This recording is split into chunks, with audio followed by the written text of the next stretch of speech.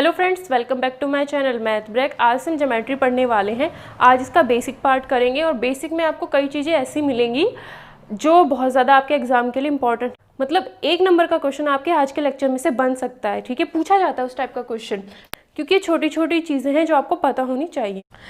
Geometry मतलब हिंदी में कहते हैं ज्यामिति। ज्योमेट्री में हम लाइन्स, फिगर मतलब चित्र, उन सब के बारे में पढ़ते हैं। जैसे कि ये लाइन बना दी, ये कोई कर्व बना दिया, ये कोई कर्व बना दिया, वक्र बना दिया, मतलब इन सब के बारे में हम इसमें पढ़ते हैं। एंगल्स, कोण के बारे में पढ़ते हैं।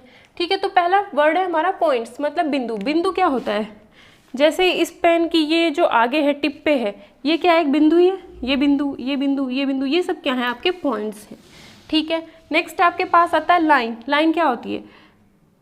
लाइन का मतलब होता है ये, लेकिन लाइन और रेखा का मतलब होता क्या है? इस तरीके से दिखाई जाती है। लाइन अगर इधर भी तीर है, इधर भी तीर है, इसका मतलब है कि ये लाइन आगे और बढ़ सकती है, आगे से और बढ़ाया जा सकता है। तो लाइन आपकी हमेशा ऐसे बना करके दिखाई जाती है। अगर आपका लाइन सेगमेंट या रेखाखंड आता है तो उसमें क्या होता है? अगर ये रेखाखंड है तो इसमें दोनों साइड क्या होते हैं? आपके पॉइंट्स होते हैं। इनका मतलब ये होता है कि इस पॉइंट के ना तो इधर जाएगी ये, और इस पॉइंट के ना ही इधर जाएगी। मतलब अगर ये 2 सेंटीमीटर की है तो इसकी लंबाई 2 सेंटीमीटर ही रहेगी, ना हम इसे इधर बढ़ा सकते हैं ना ही हम इधर इसे बढ़ा सकते हैं। ठीक है, तो ये होता है हमारा लाइन सेगमेंट या फिर रेखाखंड। लाइन और रेखा में ऐसा नहीं होता। लाइन और रेखा में क्या होता है? इसे इधर भी बढ़ा सकते हैं और इसे इधर भी बढ़ा सकते हैं। अब इन्हें दिखाया कैसे जाता है? जैसे ये कोई लाइन थी तो इसको हमने ए पॉइंट इधर है, बी पॉइंट इधर है, ऐसे इसमें ए पॉइंट इधर है और बी पॉइंट इधर है। तो लाइन या रेखा को हम कैसे लिखेंगे? ए बी, और इसके ऊपर ये छोटी सी एक लाइन बना देंगे जिसमें दोनों साइड एरो होंगे। ये दोनों एरो आपको बताएंगे कि ए बी एक लाइन है। अब लाइन सेगमेंट को हम कैसे रिप्रेजेंट करते हैं? ए बी लिखा और ए बी के ऊपर सिर्फ एक छोटी सी ऐसे लाइन खींच दी, कोई तीर वीर उसके ऊपर नहीं बनाना है, तो ये क्या हो जाता है? आपका लाइन सेगमेंट हो जाता है। नेक्स्ट आपका आता है रे, मतलब किरण। रे और किरण कैसी होती है?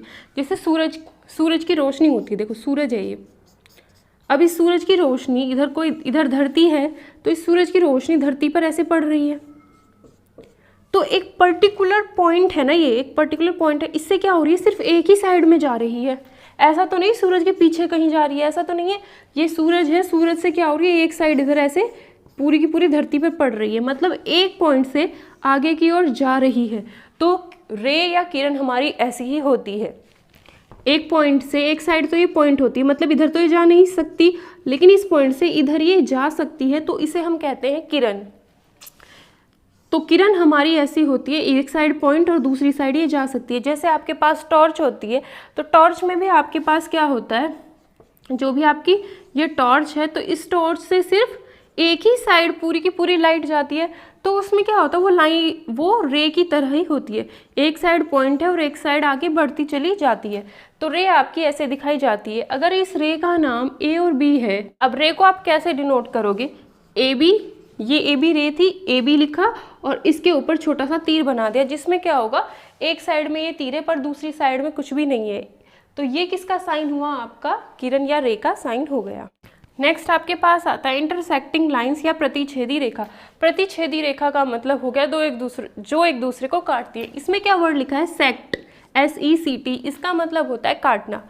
एक लाइन यूं गई, दूसरी लाइन यूं गई, ये दोनों एक दूसरे को इस पॉइंट पर काट रही हैं। तो ये दोनों रेखाएं क्या है? प्रतिच्छेदी रेखाएं हैं। ठीक है, या फिर इंटरसेक्टिंग लाइन है। और जिस पॉइंट पर ये एक दूसरे को काटते हैं, इस पॉइंट को हम कहते हैं इंटरसेक्शन पॉइंट या फिर प्रतिच्छेदन बिंदु। जिसे लग रहा हो तेज पढ़ाया जा रहा है, वो वीडियो की स्पीड स्लो करके देख सकता है। तो ये आपकी इंटरसेक्टिंग लाइन्स या प्रतिच्छेदी रेखाएं होंगी जहां पर एक दूसरे को काटती हैं। उस बिंदु को हम इंटरसेक्शन पॉइंट या फिर प्रतिच्छेदन बिंदु कहते हैं। नेक्स्ट आपके पास आता है पैरेलल लाइन्स या समांतर रेखा। अब ये क्या होती है? एक लाइन यूं जा रही है, दूसरी लाइन भी ऐसे ही जा रही है, ठीक है। अगर ये लाइन भी इधर ही जा रही है और दूसरी लाइन भी इधर ही जा रही है, और अगर हम इन्हें आगे कहीं तक भी लेते जाएं, ये कहीं भी एक दूसरे को नहीं काटती, चाहे उधर और हम इधर भी अगर इन्हें बढ़ाते हैं तो भी एक दूसरे को नहीं काटती। तो ऐसी रेखाएं क्या कहलाती हैं? पैरेलल लाइंस या समांतर रेखाएं कहलाती हैं। जैसे एक रोड ये है, एक रोड ये है, अब इस रोड पे भी कोई आदमी सीधा चला जा रहा है, इस रोड पे भी, और ये दोनों रोड आपस में कहीं भी आगे आपस में कहीं भी आगे ये दोनों रोड मिलती ही नहीं है, ठीक है, बिल्कुल सीधे एक दूसरे के चलती जा रही है। और इनके बीच की जो दूरी है, ये हर पॉइंट पर जो ये दूरी है ये भी क्या है? सेम है। तो ये दोनों रोड कैसी हो जाएंगी? पैरेलल या समांतर हो जाएंगी।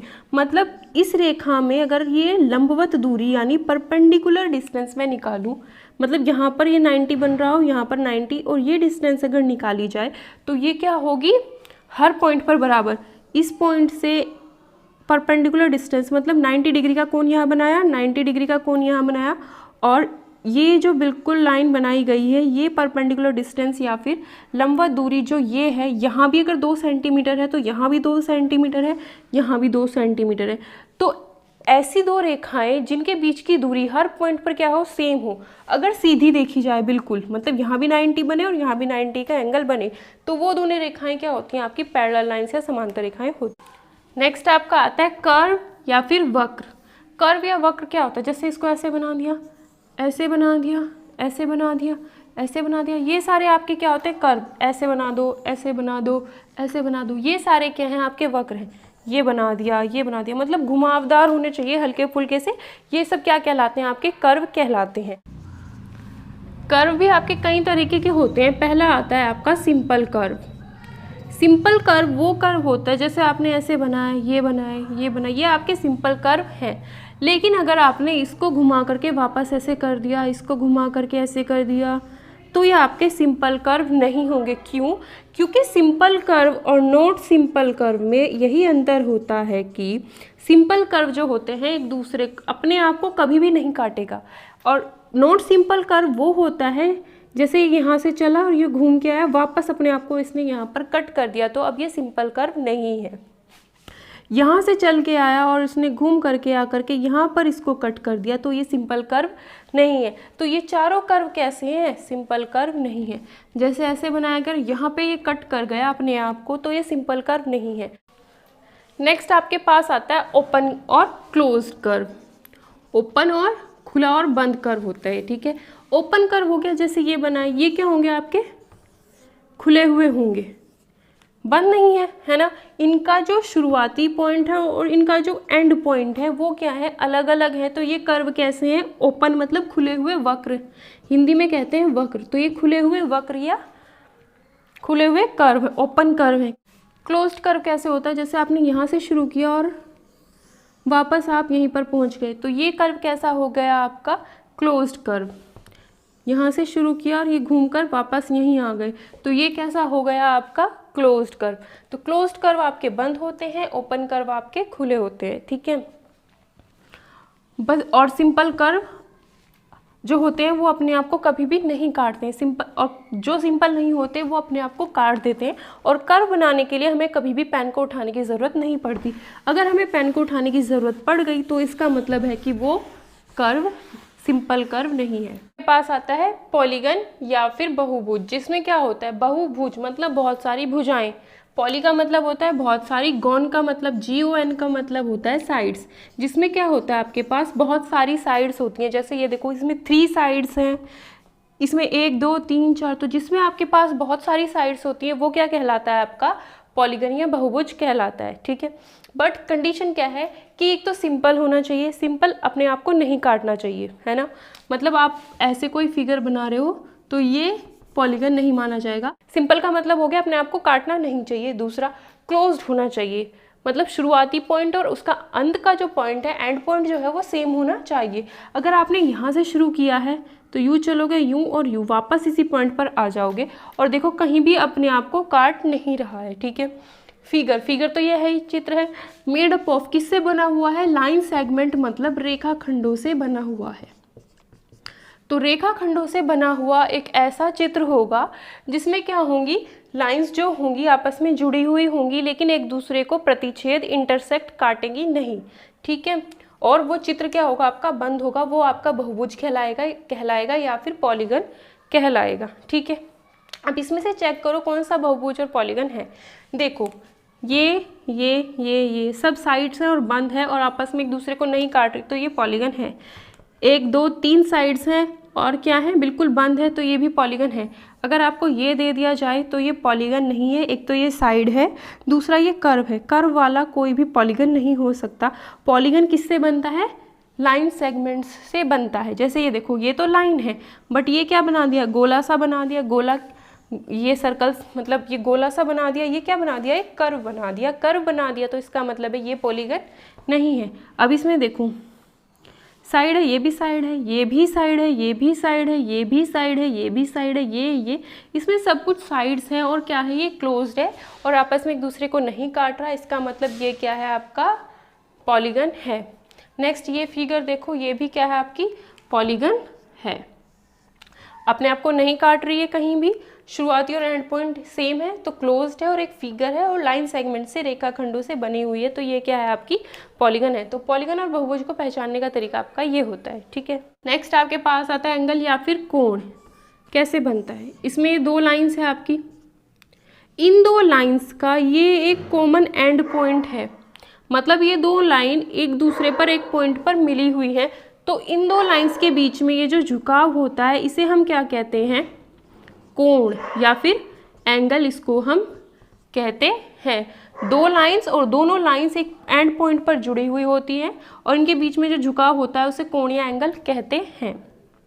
और ये जो पॉइंट जहाँ पर जो इनका कॉमन पॉइंट होता है उसे हम कहते हैं, मतलब जो पॉइंट दोनों में है उस पॉइंट को हम कहते हैं वर्टेक्स, ठीक है। और ये जो 2 हैं लाइंस, इनको हम कहते हैं आर्म्स या फिर भुजा।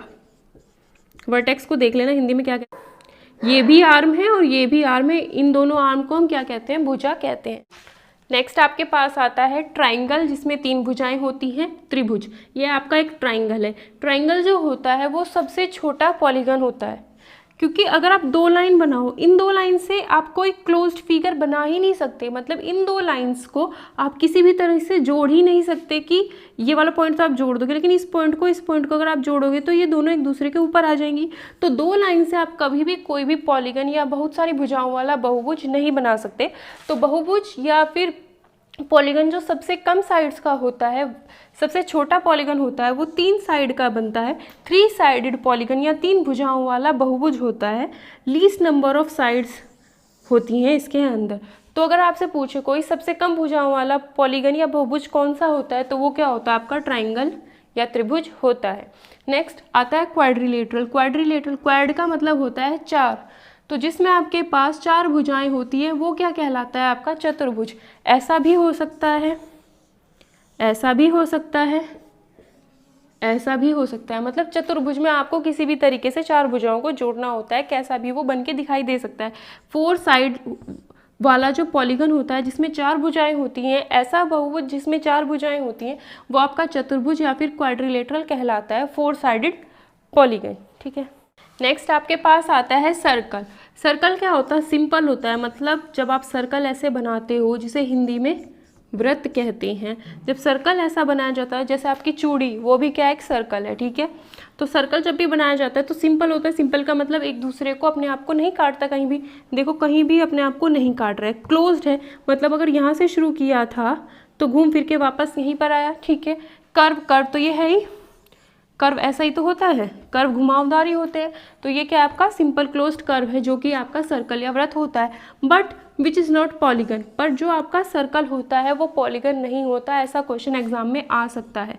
ध्यान रखना, जो सर्कल होता है वो बहुभुज या पॉलीगन नहीं होता, क्योंकि पॉलीगन आपका किससे बनता है, पॉलीगन आपका साइड से बनता है। और सर्कल में आपको कहीं साइड दिख रही है, नहीं दिख रही है, ठीक है। तो पॉलीगन के अंदर तो आपकी साइड्स होती हैं और इसके अंदर आपकी कहीं भी साइड्स नहीं है, तो सर्कल आपका पॉलीगन नहीं होता है, ठीक है। अगर ये सर्कल है तो जब प्रकार से सर्कल बनाया जाता है तो ऐसे बनाते हैं ना, ये अगर प्रकार की नोक यहाँ रखेंगे और पेंसिल को ऐसे करके पूरे में घुमा देते हैं तो हमारा क्या बन जाता है, सर्कल। तो जिस पॉइंट पर आप प्रकार की नोक रखते हो उस पॉइंट को हम क्या कहते हैं, सेंटर। क्या कहते हैं, सेंटर या वृत्त का केंद्र। और वृत्त के केंद्र से इस परिधि मतलब इस सर्कल पर वृत्त के केंद्र से इस वृत्त के किसी भी बिंदु तक की जो ये दूरी होती है ये आपकी कहलाती है रेडियस या फिर त्रिज्या। ये आपने वृत्त बनाया, इसका यहाँ पर सर्कल था, मतलब प्रकार की नोक ऐसे रखी थी और ऐसे इसको घुमा दिया था, तो यहाँ पर इसका क्या हो गया, वृत्त का केंद्र या फिर सेंटर हो गया। और इस सेंटर से वृत्त के किसी भी बिंदु तक यहाँ तक की जो ये दूरी होगी ये आपकी त्रिज्या या रेडियस कहलाती है।